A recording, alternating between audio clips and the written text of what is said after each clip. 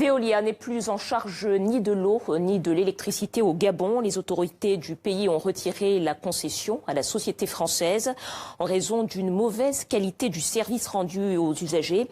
Toujours est-il que Veolia est une des rares sociétés françaises à être privée d'un contrat important au Gabon. Le reportage d'Yves-Laurent Goma avec Philippe Andriana-Rimanan. Chez lui, Rodrigue n'ouvre plus le robinet depuis longtemps. Il n'y a pas une goutte. Là, ça remonte à plus de 2 ans.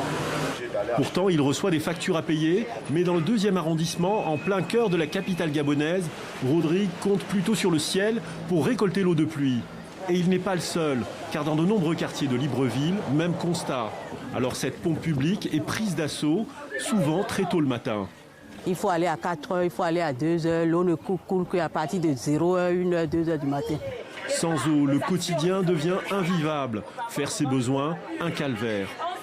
Il n'y a pas de l'eau, on souffre. On ne parle même plus de la suite de tout le reste au Gabon. On ne peut même pas s'exprimer librement. Ils sont obligés de tourner le dos. Les gens qui ont les sanitaires à l'intérieur, dans les maisons, sont obligés de faire caca dans les sachets pour jeter là, les bacs à ordures que vous voyez là. Coupure et pénurie d'eau permanente, c'est le ras-le-bol général dans la population. L'État gabonais désigne un coupable, la Société d'énergie et d'eau du Gabon. Fin de contrat de concession pour cette filiale du groupe français Veolia, plutôt brutale. Nous avons donc réquisitionné avec les forces de l'ordre, mais comme on dit, dans le respect. C'est-à-dire que pour protéger également la gouvernance de l'entreprise, nous avons fait appel aux forces de l'ordre, mais elles n'étaient pas armées et ça s'est très bien passé. Il n'y a pas eu d'incident majeur.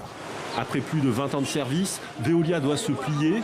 Pour sa défense, le groupe français dit avoir réalisé 558 millions d'euros d'investissement, mais englouti par l'urbanisation croissante.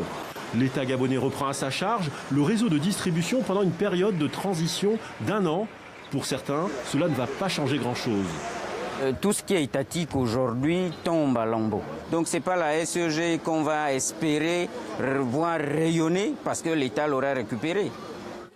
Le paradoxe, c'est qu'en mars 2017, le Gabon reconduit pour 5 ans le contrat de Veolia, avant de le dénoncer 1 an après. Une rupture de contrat qui, pour les Gabonais,